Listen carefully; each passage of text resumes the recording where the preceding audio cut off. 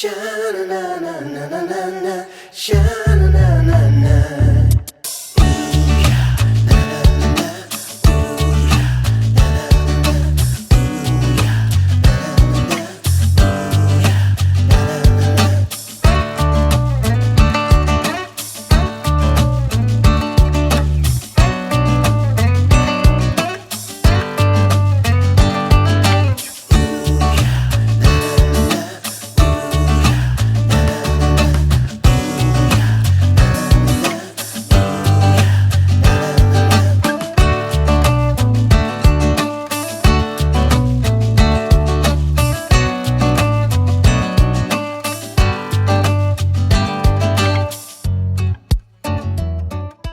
Hey everybody, this is Laura with Jot and Tittle Typewriters. So today we're going to do a tutorial video for a 60s Singer electric.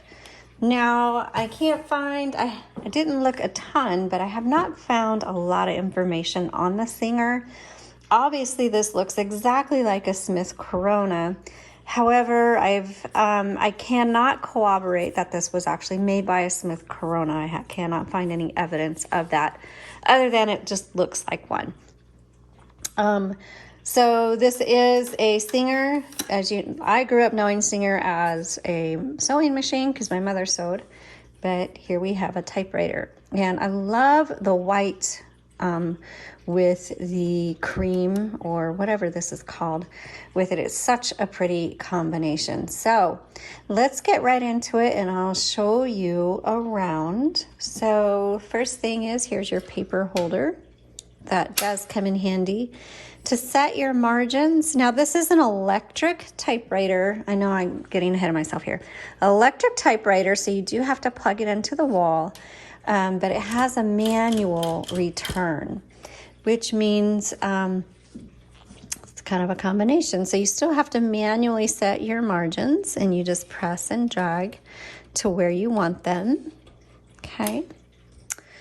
To move this carriage, there's levers on either side, and it doesn't matter which side, you just pull that in.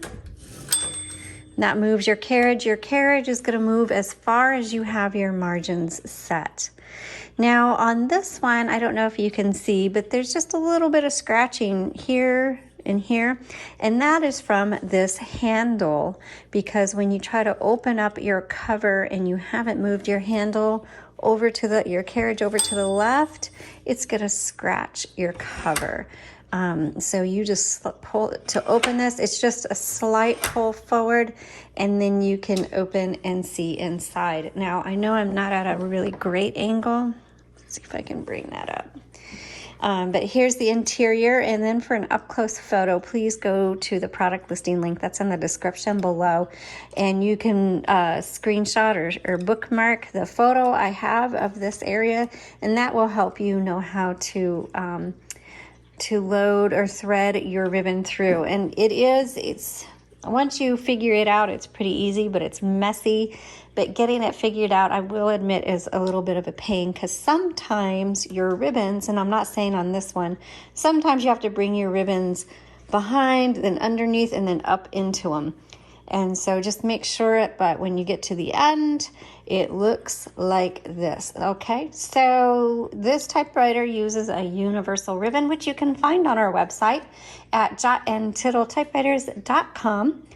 Excuse me. It is, the universal ribbon is a 2-inch spool with a 1/2-inch ribbon. You can find them just about anywhere. They come in single colors, 2 colors. The colors really don't matter, but the standard colors are black and red. And so when you thread it, black is on the top, red is on the bottom. You just pull them out like that.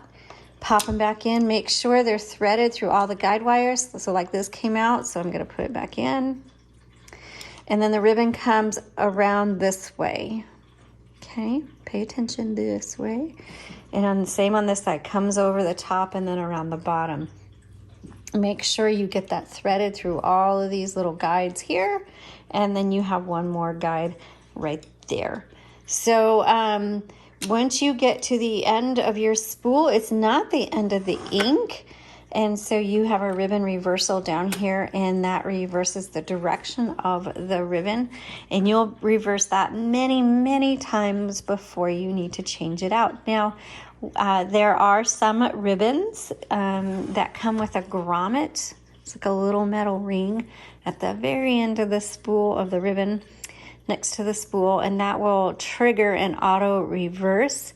So it depends on what kind of ribbon you have. First of all, you have to have a ribbon with a grommet, and secondly, you have to have a typewriter that will trigger with a grommet. So if you need to manually reverse your ribbon, this is where the manual reversal is. Now, how do you know if you need to reverse the direction of your ribbon? Well, your typewriter may just stop on you, or you'll notice your font is faint, or you might even see the ribbon pulling tight.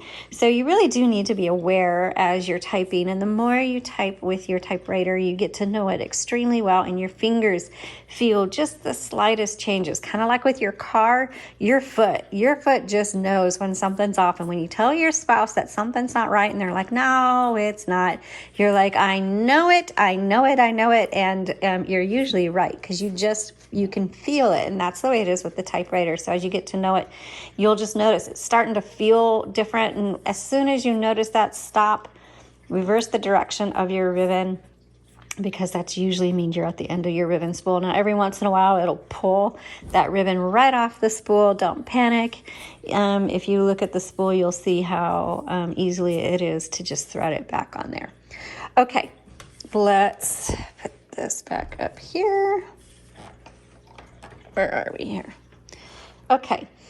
And you'll notice, because now I've got ink everywhere, so it is messy.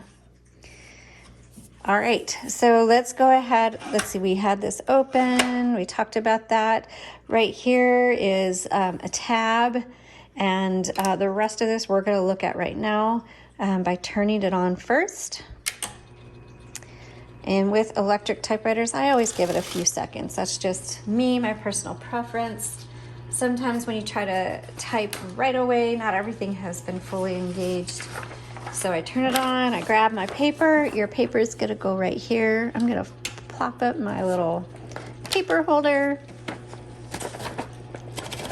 You just set it there and turn the handle, and it'll pull it right through. If it doesn't, that's a sign that your rollers underneath probably need to be replaced, or your plating is getting really hard. Now, you'll notice that my paper is crooked. So right here we have a handy dandy lever. That's a paper release. First of all, I'm going to bring my paper all the way kind of up. Release that. I'm going to straighten out my paper, re-engage. Always re-engage, otherwise your paper is going to be slipping around in there. Now over on the left side, you're going to see here's your return handle. So that takes you to the front of the line and then to the next line. And then when you see this 1, 2, and 3, that is your line selector. So it'll advance either 1 line, 2 lines, 3 lines, okay? However you want. Now also you'll notice on the left side of your typewriter, there's a black button on the handle, and it's not on the right side. This is like your variable spacing, roller release, whatever you want to call it. And that is for, if you turn your the roller, you'll hear it click. And it's clicking every half of a line, and sometimes you're just like, I kind of want to get right in between that. That's what this is for. You just press it in and turn, put it exactly where you want, and then release. All right. So I am going to move my carriage over. Well, I guess we're going to keep it here at the front of the line. This is how you set and use your tabs. So the middle tabs over. Now, if you want to clear that, you just clear. And that cleared that tab. Now to set, same thing. You just kind of put it where you want it and hit set. There you go. Okay, so down here, we've already talked about a ribbon reversal. Here's your color selector. It's on black right now. Flip it down to red. Sometimes this gets bumped and goes right in the middle. If that happens, your typewriter is not going to type very well. So make sure it's firmly on one of the colors. MR is margin release. And so what that is for, So let's say you're typing. There's your bell to tell you, hey, you're at the end of your margin. Oh, and now it's stopped. I can't finish. So hit margin release. And that lets you finish that thought or word. Now, margin release shouldn't be used for every line. That's like an exception. If you're using that on every line, you need to reset your margins to something more reasonable, or you just need to hit this return handle and when the bell goes off, okay? That's what the bell is for.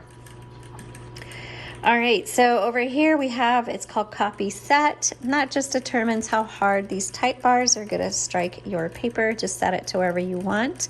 We discussed ribbon reversal. Arrow is your backspace key. Now it's a backspace, not a delete. Backspace does not erase. You just backspace. You can fill in a blank spot or type over a mistake or X through a mistake, whatever you want.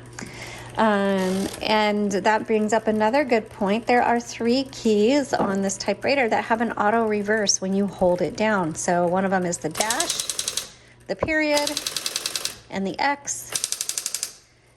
And the space bar does the same thing if you hold it down.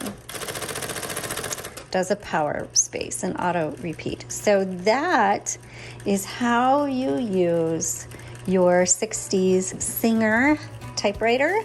And I hope you found this helpful. Thanks so much for watching. Please visit our website for typewriter accessories. For example, this is on a non-slip typewriter pad right here. That comes in very handy. We've got ribbon, we've got typewriters, and we have typewriter covers. Thanks for watching. Have a great day.